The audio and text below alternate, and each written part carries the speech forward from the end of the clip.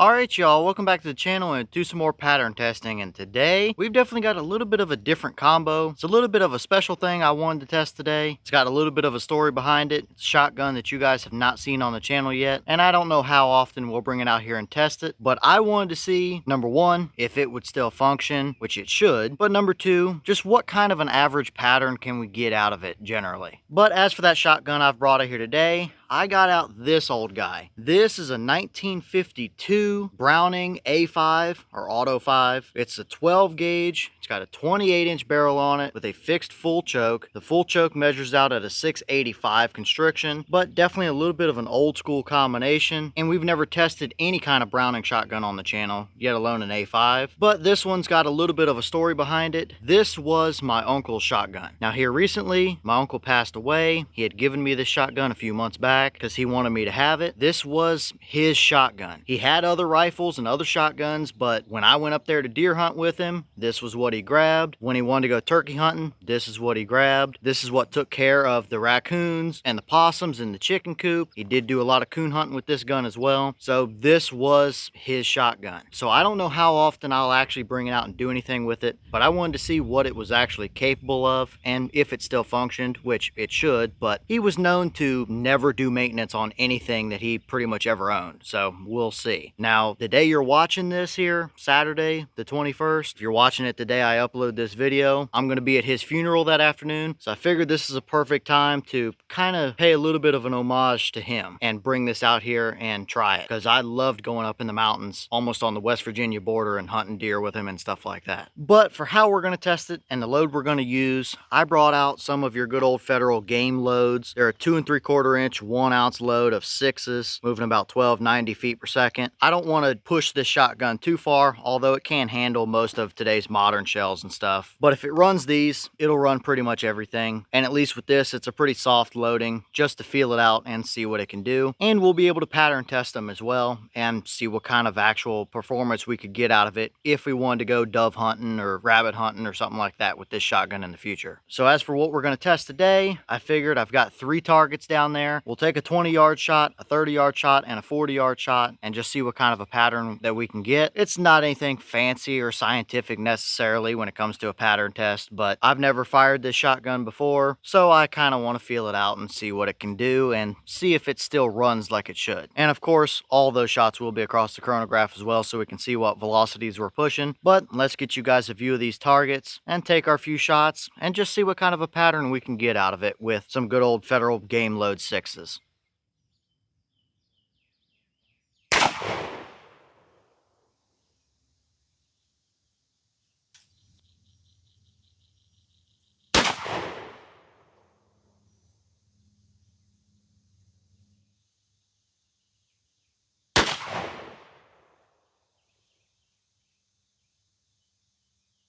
Alright, so let's take a peek at our chronograph real quick. The boss claim velocity for those shells is 1290. I don't think we quite saw that, but our first shot was 1268, our second shot was 1267, and our first shot was 1269. So I mean, we're right there within 3 feet per second of each other every single time. And of course that gave us an average of 1268. So a little bit below that boss claim, but very consistent through this particular shotgun anyway. And unfortunately, it did not completely cycle those shells, so I probably will have to do a little bit of cleanup and oiling and stuff like that to it, and I'll get it dialed in for whenever I want to bring it out. But at least now I know what we're working with here. But let's go down to our target and see what kind of a pattern it gave us. Alright, so now we're down here at all of our targets, and after a lot of drawing circles and marking little pellet holes, I finally got everything laid out where it's nice for you guys to see. So let's head over here to the left to our 20-yard target, which gave us a pretty tight looking pattern right there. Now that circle you see is 10 inches, and I did mark every single pellet and count them that I circled on that paper, and we had 159 pellets in a 10-inch circle at 20 yards. So for 20 yards, yep, that is a pretty nasty looking little pattern right there for what this shell is. That is absolutely capable of whatever you would ever want to use these shells for. You could turkey hunt with that just fine. That would get rid of a nuisance groundhog or raccoon or possum or anything like that. And we really have no flyers to speak of either. Everything is right there, right in or around the edges of that 10-inch circle. So at 20 yards, very nice looking pattern there. No voids, no flyers. I definitely like it, that's for sure. Now moving over here to our 30-yard pattern, I drew the same 10-inch circle in the middle here, and we had 84 pellets within there. It's a nice even core area with a little bit of a hot zone right in the middle, so definitely pretty nice there. Now backing up, I drew a 30-inch circle, and we had every single pellet except for one within a 30-inch circle, that being right up here at the very top. So still a very nice pattern. Everything is within 30 inches. We really had no flyers. I mean, maybe you might count that one up there at the top as a flyer, but still no major voids or anything in it at all. It's a nice, even, consistent spread until you get to the very outskirt edges of that 30-inch circle. But still, the 99% of your pattern that you're actually using there is all very nice. No real complaints from me. Yet again, absolutely capable of whatever you would want to use it for out to 30 yards. You could still take a turkey with it. You could still get rid of different pests. You could dove hunt with it. Whatever you wanted to do, that would work out perfectly. And now moving over here to our 40-yard target. Once again, drew the same 10-inch circle and 30-inch circle. If we look at our core here, we had 37 pellets within that 10-inch circle at 40 yards. It's still a decent amount of pellets, but we did start to have one little void right over here towards the right edge of that core. It's nothing major, and it wouldn't really affect the capability of the pattern out here, but it does start to show up. But this is 40 yards, which is probably about the realistic limit of what a lot of us would use these shells for anyway. Now, of course, pretty much everything else is within that 30-inch circle. We had a couple little stragglers outside of it, but still no major flyers necessarily or anything like that. Just a few right around those edges. And the rest of the 30-inch circle there is pretty even as well. There's really no major voids or anything in it until you get all the way to the outskirt edges, and that's the edge of the pattern anyway. So really, only downside to that is that one little void right there in the middle of the core. But I gotta say, this seems to be a pretty nice little combination. If I can get this old A-5 to cycle some of these lighter loads like this, then it would be a great little small game combo. Or hey, if we ever felt like it, I could do a 30-yard turkey hunt with it too. So overall today, I'm definitely liking what I'm seeing here out of this old A-5. I can definitely see why he liked it for his general purpose type of gun. It's light recoiling, it patterns well, at least with these shells, and he was pretty well known to use some of the cheapest stuff. So hey, I think I accomplished what I wanted to see here. To see if it would function, to see if it would cycle, to see if it would fire, and to see how it would pattern with a cheap number 6 like this. And I have no idea how he has it set up. If the recoil spring rings or whatever you want to call them are set up for lighter loads or heavier loads or whatever, I have no idea, but I'll work with it and get it figured out. Either way, I'd call it a pretty good patterning shotgun. Really, not much you can complain about here. I wouldn't hesitate to use this combo for whatever I would need it for. With just some number 6 birdshot like that, that would absolutely get it done, and it got it done for him for many years.